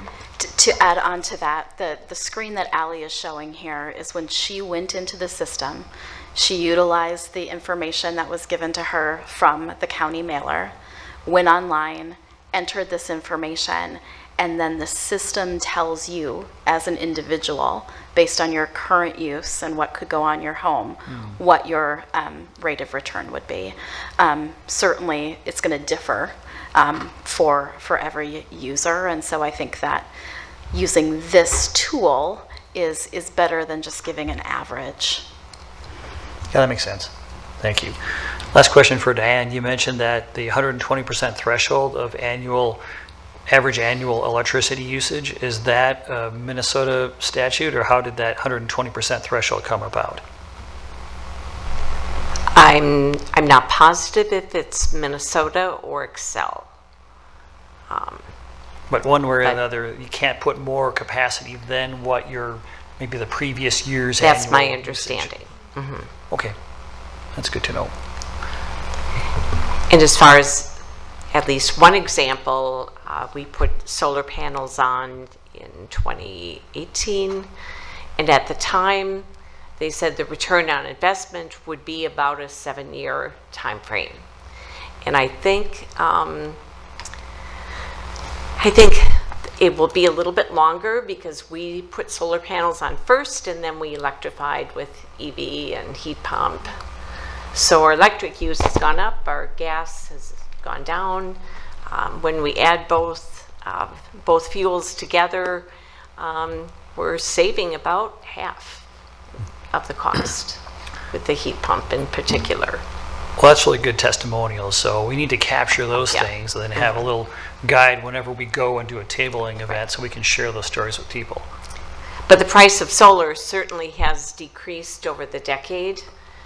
Return on investment should be a much faster turnaround, but. And I also wanted to applaud Minnetonka participating in this program. It'd be great if it could be a fast turnaround with installers. I did look, and there are many things, many barriers which are being eliminated. The 25-year warranty on the product. All of the companies apparently on their website agree to a 25-year warranty and 10 years on service. As far as home sales, it does, the estimate is it increases, solar panels will increase house sales 4% value on the average. And it's, there's also, for HOAs, Minnesota has allowed solar panels to be put on HOA homes. And I believe that's a new restriction that was alleviated. So, thank you. Thanks, Diane. Thank you. Any other questions? Ashley? More so comments. Number one, I did want to address one of the comments that was made by Commissioner Henry regarding wanting to make sure that we highlight some of the anecdotes surrounding just getting, I guess, positive messages out about solar, because I do think that is something that's really important. Everything that I have learned about solar since being on the commission, I have learned from our fellow commissioners. Commissioner Meyer, just as she spoke right now about her experience with her solar panels, everything I've learned about solar on your personal home, I've learned from Commissioner Meyer, or I've learned from Chair Golub. So I think that that's something that I think every time we have a meeting, it comes up because of their personal knowledge. Everything that she just shared with us about the 3 years, that the look back, the 120%. So I think that's something that is really nice about, which is why it's so nice that we have, residents who have personal knowledge that they're able to highlight in these meetings. I think that's fantastic. Also, when we're in community and doing our ambassador work, it comes up as well. So I think that's something that makes this a very enriching experience. So I appreciate that. So I hope that you both know how much, I appreciate that. I think we all have different things that I always say that are kind of our passion areas. I know that solar is something that's important for both of you all.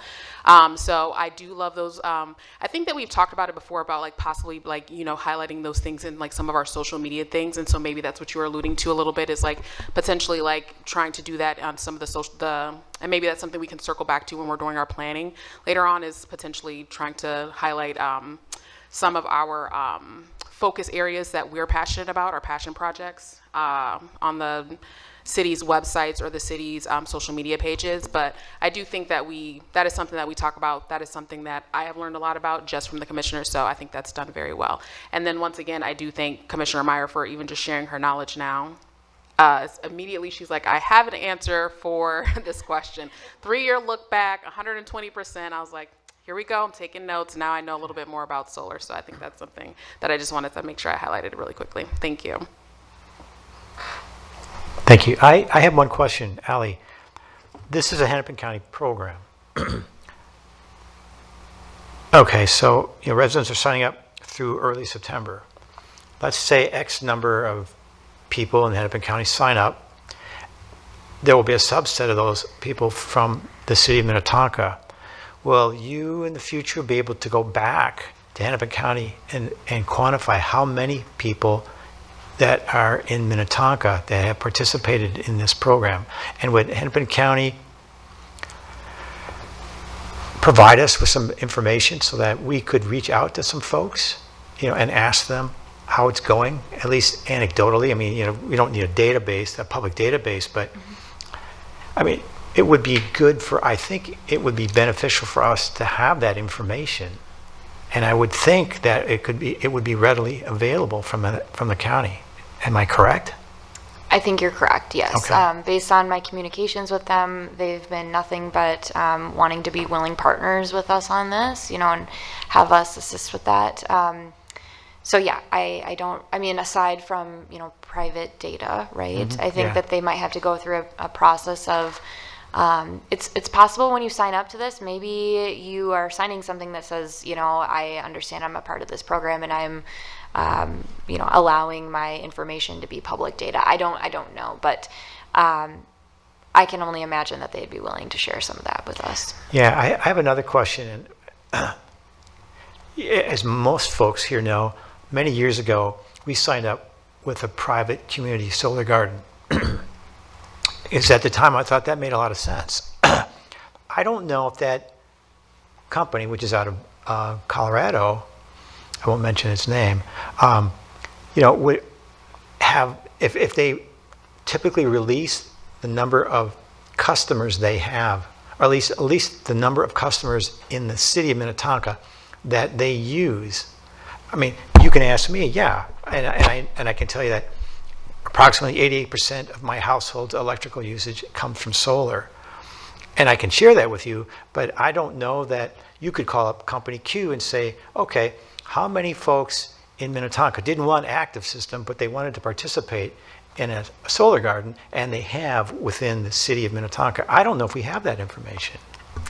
So I think you're asking how many people participate in community solar? Yeah, do we know? So we do, actually. Okay. That's a number that we report on to the Green Subsidies program. I don't have it offhand, but it requires that they go through the utility, which I think is almost always required, where in order to participate, you get the credit through your utility. So Yes. it's a part of the utility community energy reports that are actually public data. You can go on to Xcel Energy's website, but we do have that information, and that's something I could bring back to one of the future meetings. If it's not extremely onerous and Nope, we already time-consuming, that would collect be it. We great. collect it annually, so. Okay, that'd be Yep. good. Thank you.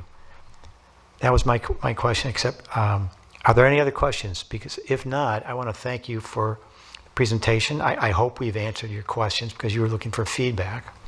Yes, thank you. Lots of ideas. And with that, I'm going to open and close the public input portion for that agenda item. And we'll move to item 6, which is report from staff. Thank you. Great. Thank you for a great discussion. We'll move on to general staff updates.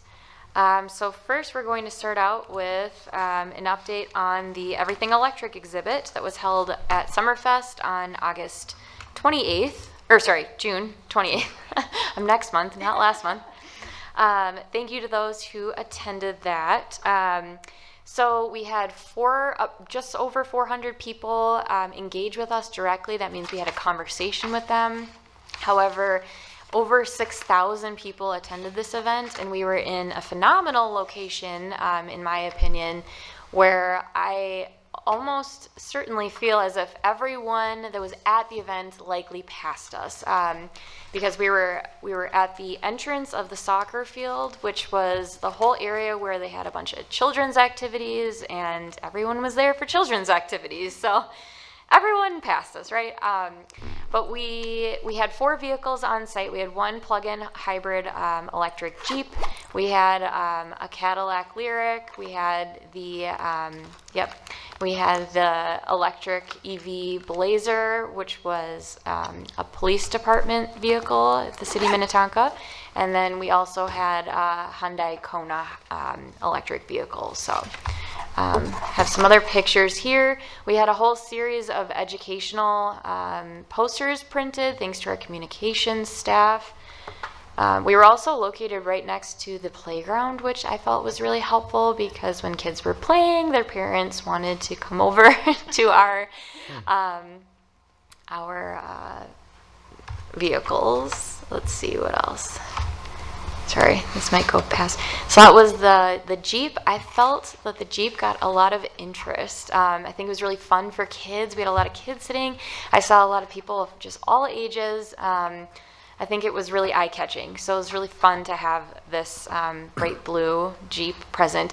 Also, I was surprised. I think one of my takeaways is that I feel we should always have a plug-in hybrid vehicle. I think I underestimated people still in that transition phase that might have some hesitancy towards converting to a full electric vehicle.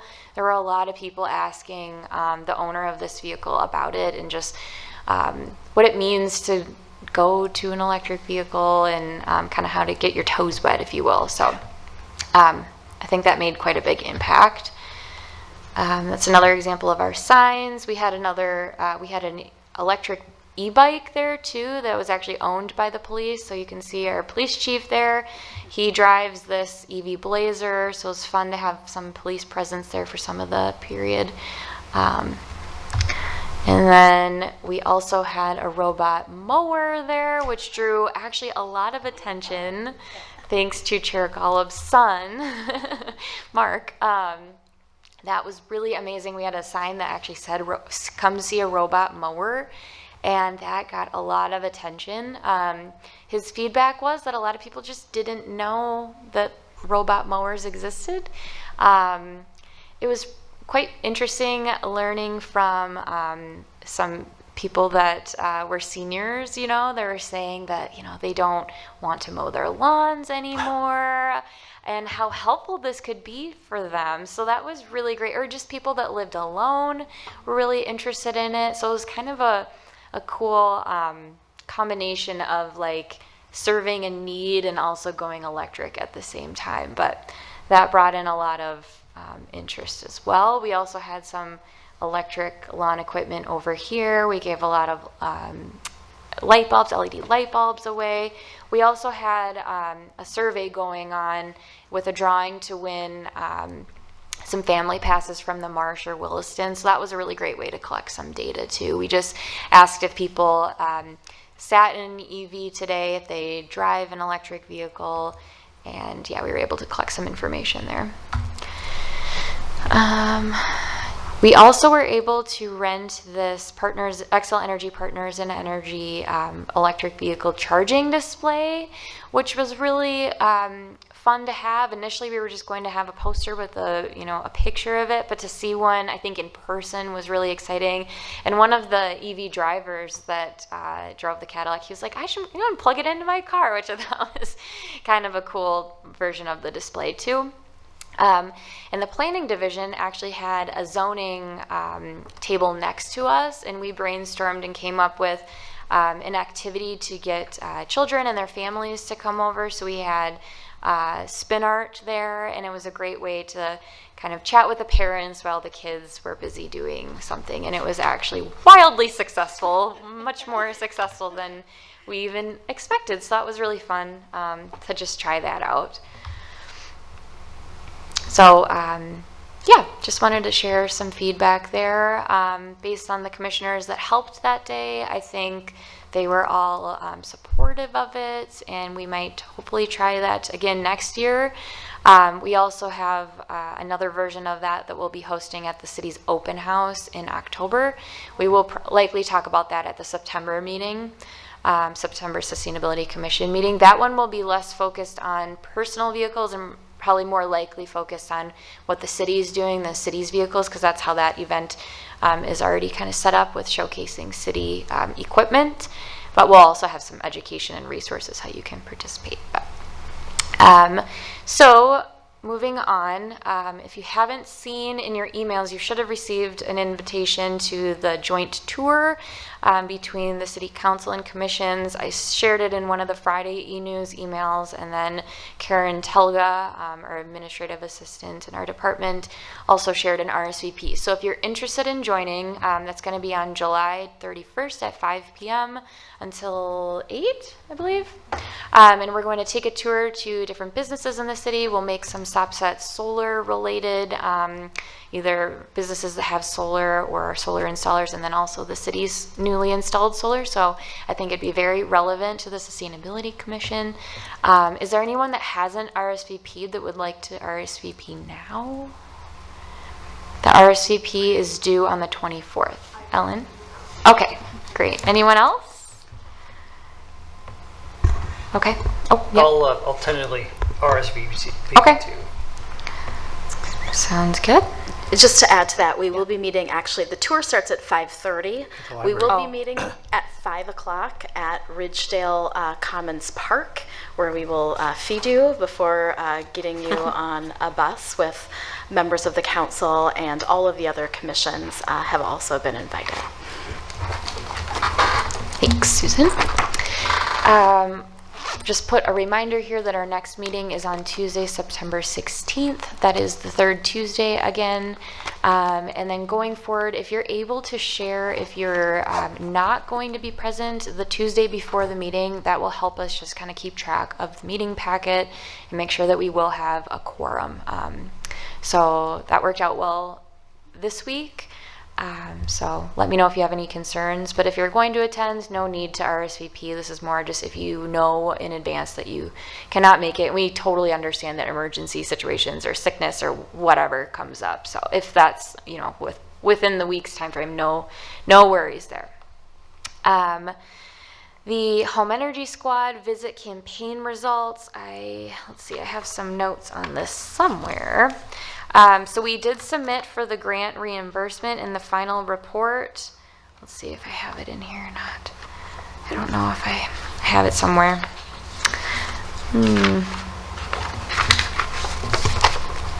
Nope.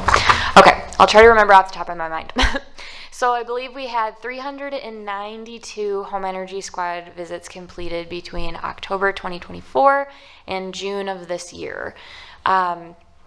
The rate that we complete, so the rate that Home Energy Squad visits were completed from January to June of this year was double the rate of the last year previously. So we doubled that rate within 6 months, essentially, than was before, which is pretty phenomenal. I'm waiting for more data to come back, and that will tell us likely even more successful results within the true campaign, like the what did we call it? We called it like a special campaign period, a promotional campaign period that we ran through April through June. So I think the rates were even higher. Some of the data I looked at was suggesting that we even increased it like 3 to 4 times the rate of signups than we normally do, which was really exciting. Unfortunately, we didn't use all the funds, but we tried, and it was just honestly kind of like a little bit of an unrealistic goal. But I think that the success of the rates in comparison to previous years is very indicative of how successful it was. So that was really exciting to see. Again, just waiting on some specific data where it'll maybe suggest which type of communication was most successful. So ideally, I'd like to see when people signed up and then correlate that with when we did a promotion to see if was the memo most successful, was the postcards most successful, was our tabling events most successful. So stay tuned on that. I think that will help inform future outreach campaigns going forward. And I would also say that during that successful part of the campaign where we really hit the ground running, that was also oddly over their slowest time of the year, which I found out. So it's also pretty interesting to see how successful it was, even though it was a general like slower time of season for people. So stay tuned on more info there, but just wanted to share. Oh, and then actually one other piece I wanted to note is that 1/3, so 30% of those who signed up actually were income qualified for income assistance. So I believe they meet 80% of the area median income. So 30%, it was 120 visits. So I thought that was really telling to see like who we actually provided outreach to. The postcards that we sent were those who were in the highest climate vulnerable areas too. So it goes to show that I think we reached the people that we were really hoping to reach. So that was exciting. But again, more data will be provided on that front. For the organic sign up, I did receive a confirmation of data. I believe it was for the end of May is the most recent data I received. We had 2,700 people signed up, which is, I believe, over 1,000 more people than we had expected. Yep. Allie, when you say 2,700, is Yeah. that 2,700 households? Households. Okay. Thank you. Yes. Thank you for the clarification. 2,700 households as of the end of May. How many households do we have in Minnetonka so we can calculate a percentage? Is it around 14,000? Okay. So I know that the sign-up rate is higher than we had, the public works staff had estimated at this point. So I think that's great to see that there is interest. I don't mean to jump ahead, but I have a quick question. You had mentioned that we didn't use all of the money allocated for the home energy audits. Mm-hmm. What happens to the money? I mean, it's in an account or it's an item. Can that be carried over into 2026? Great question. So it's on a reimbursement basis. So Okay. if we didn't request it, we just don't receive it. Okay. So it would be at the state. So what do you think the likelihood is of getting some money for 2026 for home energy audits? Do you think it's low, moderate, excellent? Yeah, so great question. So we as a city, we have a budget for the home energy squad visits to subsidize that for residents, our own city funds. So we do have some funding left for that. So we will be now going forward, if a resident wants to get a home energy squad visit, they will pay half of the cost like previously before the grant period. Mm-hmm. So we'll continue with that. There is a significant amount of funding left, so we do have that through the end of the year, and then we will continue that into 2026 for this period. So, Thank you. Yep. And then the last item I had was on sustainability ambassador signups. So I had mentioned that farmers market table, Commissioner David Carr is helping us with that. Just based on the discussion and seeing how effective it is to have personalized experience. I don't know if anyone else besides Commissioner Meyer, if you have solar panels, but it would be really great if one commissioner with solar on their household could be in attendance, because I just think that'd be really helpful to have that personal experience to be able to share. So, okay, great. So Commissioner Meyer will be joining that as well. And then, let's see, so the September, when... Sorry, Ally, real quick. Yeah. Sorry, Commissioner Meyer. I know I signed you up by default. Thank you. We appreciate you. Thank you. You're welcome to take my place if you want to, Commissioner Patel. I gotta check the court calendar. I will get back to you though and see if I can squeeze it myself in there as well. More the merrier. So if we want to have more than two, that is completely fine.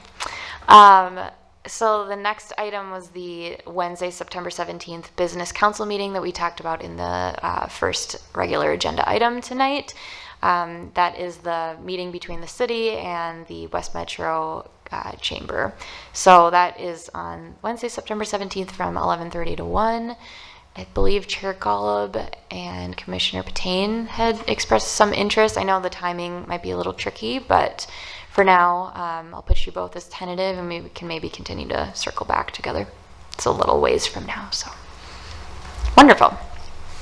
We can coordinate driving as well to that. I'm not honestly sure of the location, to be honest. I want to say it's off-site, but stay tuned. That is all I had for my updates. So with that, I'll send it back to the chair. Thank you. Any other questions or comments? If not, I will open and close the public input portion for that agenda item, which is 5B. I'm sorry, 6A. I apologize. 6A for our note takers. With that, we will move to item 7, which is a report from our commissioners. Does anyone have anything to share with the fellow commissioners? If not, there's one little item I want to just mention. It's unfortunately not very positive, but the Health and Human Services Climate Office has gone dark under the current federal administration. Staff scattered to the wind, and the office is being shuttered. Not a surprise. It's unfortunate. But as I pointed out in the past, the city initiates, Hennepin County initiates, the state of Minnesota initiates, and the federal government regresses. That's the way it is, and that's the way I believe it's going to be. So we're on our own, well, with our other agencies. No federal partners. That was the only thing I wanted to add. That was, Dave, go right ahead.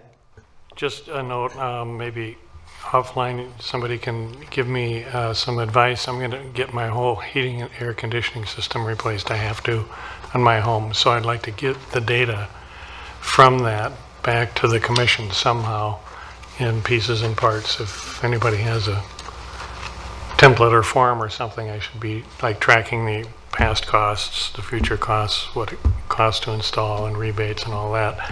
So I can calculate all that and bring that back as a anecdotal story. Thank you, Dave. With that, we move to item 8, which is other business. If not, we will move past item 8. We will go to item 9, which is adjournment, unless there are any objections. Sorry, let me go real quick. Sorry. Yes, Sorry. yes. One thing, I'm sorry, because I think this happened since our last meeting because we canceled the meeting prior to that, which I wanted to discuss very briefly, was the event that was held at the Marsh, please help me, The clothing swap? thank you, the clothing swab. Wow. First of all, you did a fantastic job, Ally. That was such a success. I only was able to stay for the first half. Commissioner Meyer, were you there? Yes. Commissioner Meyer, yes. Yes. Also, our youth commissioners, fantastic. I was blown away by how popular that was. Are we not going to need a larger location? So for everyone who's watching, we did a clothing swap. We had people come and drop off items. I believe they had the opportunity prior to drop off items that they were interested in just donating. Then we had individuals bring items as well that they wanted to drop off that they were no longer in need of, but they also could pick up items that they maybe wanted to swap out for other things. It was ran like a well-oiled machine, like you might expect, per alley. And we were tracking the weights. I don't know, I'm sure you probably have final numbers, but I was blown away by how many people showed up, how many people were interested. I know that we had talked about increasing the frequency of potentially doing it, and based on the response from the community, I would imagine that's something that we hopefully can do more often. I especially think that it's great, even if, I think we talked about on the commission potentially catering it to even specific like themes, so maybe around like children's clothing, or in the fall, like, you know, like fall wear or something like that. But I was really blown away. I thought it was organized very nicely. I think there was an event here this day, because I know I came here accidentally at first. Yeah, I was blown away by the response of the community. There was a lot of people that showed up, and so I wanted to highlight that event because I thought it went really well, and I thought it was planned really nicely. It's always great to see the commissioners showing up and volunteering in the community, and just job well done. Is there anything else that I missed? Thank you very much. It's very easy to move on, you know, finish one thing and move on. So I appreciate the look back there. I think we had over maybe like 10 volunteers, which was so helpful. And honestly, that event couldn't have been ran without the volunteers. So appreciate you all for being there. We also had a set of volunteers that are not on the commission there. And that was kind of the start of me creating like a sustainability volunteer list, which is really exciting and something that I hope to grow. And I see you all as ambassadors to that. But it was fun to kind of meet some other people that are interested in this sort of work. I don't have the statistics on the data just because it's been so long at this point, but I will make a note to bring that back at the next meeting too. But thank you. Yes, it was very fun. And I know that the Marsh, even though it was a smaller area, I know the Marsh was very excited to have that programming there, and a lot of people that are members of the Marsh and people that are not members of the Marsh and had never been there enjoyed coming to this space too. So yes, thank you. I want to agree, Ashley, that it was an excellent event, and it was a feel-good. Residents were helping each other, trying on clothes, helping kids, and kids' clothing was a big hit. We were also able to promote the free home energy audits right there. But people were lined up 20 minutes before start time. So, all ages. Yeah, and I'm sorry, I wanted to add one more thing. I forgot, that was my first time going to the Marsh. So I got a personal tour from Commissioner Meyer, which was fantastic. She gave me the tour around the whole space. The space is fantastic. So that was also another great reason to like bring me to the Marsh and to be able to see the space. So it was wonderful for many reasons, yes. Thank you. Any other comments before we complete item 9? Okay. Our last item of the night is adjournment. Would anyone like to make that motion to adjourn? Is there a motion from my fellow commissioners? I'll motion. Thank you. Is there a second? I'll second the motion. Seconded. Do we need to poll the members, or You can just do a voice vote Okay, on let's- this. or should we just raise our hands, or all those in favor, raise your hand. It's unanimous. It passes. We are adjourned.